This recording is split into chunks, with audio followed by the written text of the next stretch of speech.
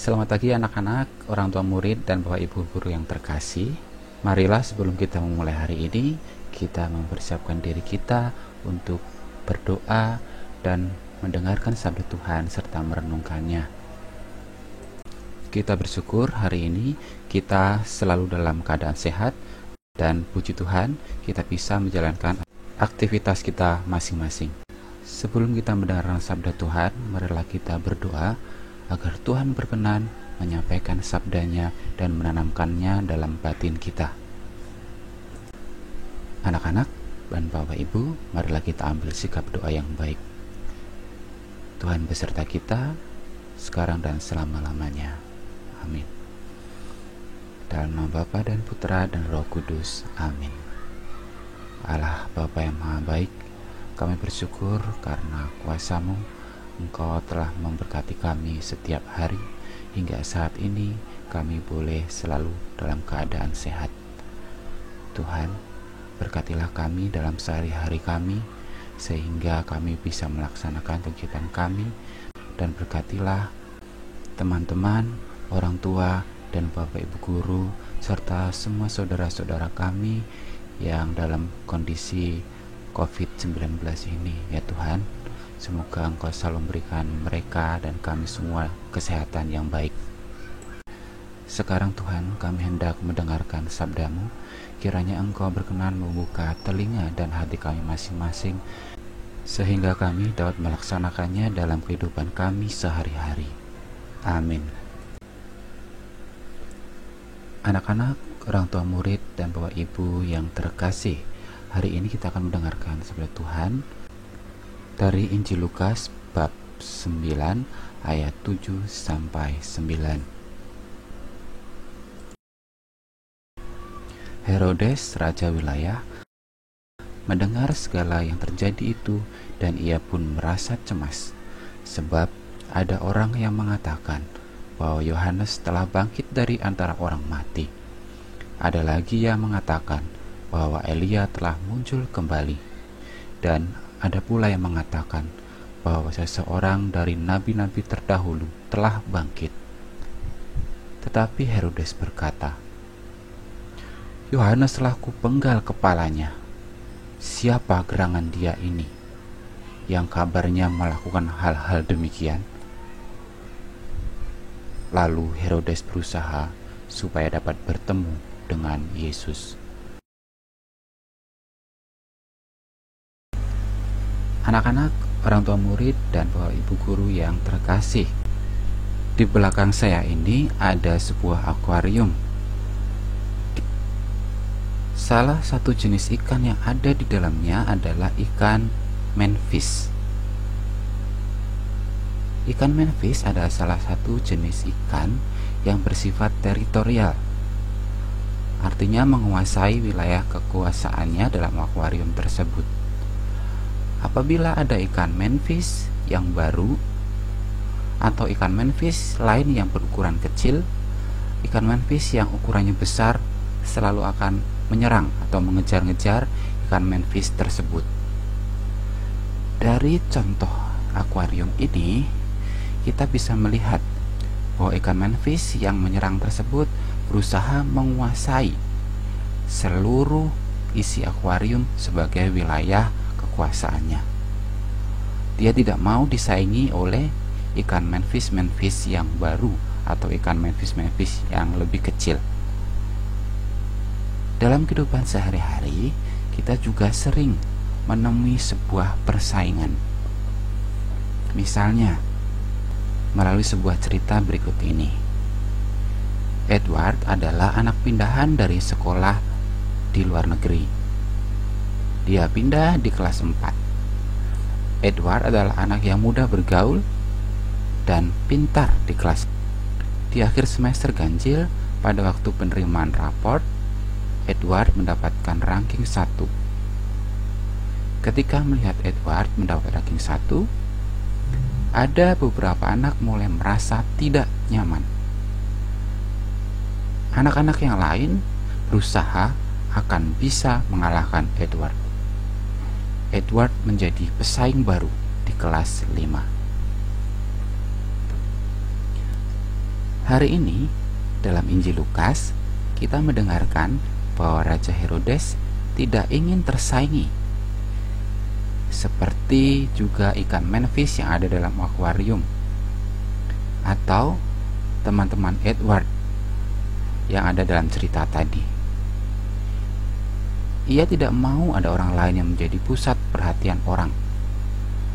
Apalagi ia sudah memiliki pengalaman dengan Yohanes Pembaptis. Banyak orang mengikuti Yohanes Pembaptis. Namun kemudian Raja Herodes melenyapkan Yohanes Pembaptis. Sekarang Raja Herodes mulai merasa terancam dengan kemunculan Yesus, seorang nabi yang penuh kuasa dan luar biasa. Kembali Herodes merasa ada saingan baru. Injil hari ini mengajak kita untuk tidak menganggap persaingan bukanlah sesuatu hal yang menyakitkan. Dengan sebuah persaingan, seorang menjadi tahu mana yang berkualitas dan mana yang tidak. Yang perlu kita ingat adalah bersainglah dengan sehat dan tidak berlaku curang. Bagaimana bersaing secara sehat itu? Jangan pernah menganggap saingan kita sebagai musuh, tetapi terimalah saingan kita dan belajarlah dari saingan kita tersebut, saling membantu, saling mengisi, dan saling melengkapi. Kalau perlu, kita tiru apa yang menjadi kehebatan saingan kita, sehingga kita juga bisa mulai memperbaiki diri kita, sehingga kita nanti bisa bersaing secara nilai, secara kualitas dengan saingan kita itu. Setidaknya apabila kita tidak bisa menyaingi, kita sudah hampir mendekati kemampuan saingan kita. Jadi anak-anak, tidak boleh kita merasa saingan kita sebagai musuh. Belajarlah dari orang lain, belajarlah dari saingan kita. Terbukalah kepada siapapun sehingga kita bisa belajar dari semua orang. Hargailah dan akuilah jika saingan kita ternyata lebih hebat daripada kita. Itulah yang disebut dengan bersaing secara sehat.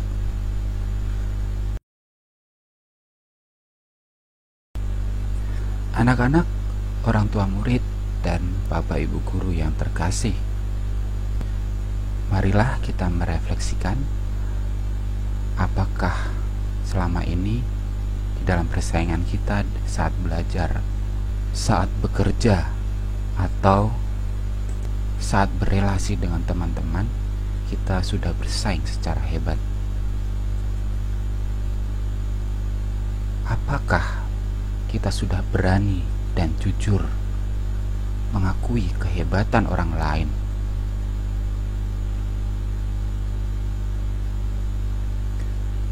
Apakah aku mau bersaing secara sehat dengan teman-teman?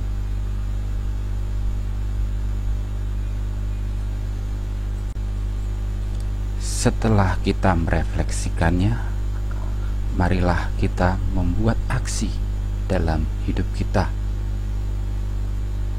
Aku akan berusaha, belajar, bekerja, dan berelasi dengan lebih baik agar bisa menjadi orang yang berkualitas dan bersaing secara sehat. Anak-anak, aksi kita marilah kita bawa dalam doa. Tuhan yang baik, aku ingin belajar menghargai dan mengakui kelebihan orang-orang di sekelilingku. Apabila harus ada persaingan, aku pun ingin bersaing secara sehat. Mampukan aku untuk menerima siapapun, sekalipun orang lain itu lebih hebat daripada aku, dan supaya aku juga bisa belajar dari kehebatan orang lain yang ada di sekitarku, sehingga aku mampu bersaing dan membuat diriku lebih berkualitas. Tuhan, sebentar lagi kami para murid akan mengerjakan penilaian tengah semester. Berilah kami rasa kejujuran. Buatlah kami mampu bersaing secara jujur. Walaupun kami ingin menjadi yang terbaik di kelas kami, tetapi kami juga ingin menjadi orang yang jujur dengan tidak menyontek. Namamu kupuji ya Tuhan, dengan pengantaraan Yesus Kristus Tuhan dan pengantara kami. Amin. Santa Maria de la Strada, doakanlah kami. Amin. Dalam Bapa dan Putra dan Roh Kudus. Amin. Anak-anak, wali murid dan Bapak Ibu guru yang terkasih, terima kasih sudah mendengarkan renungan untuk hari ini.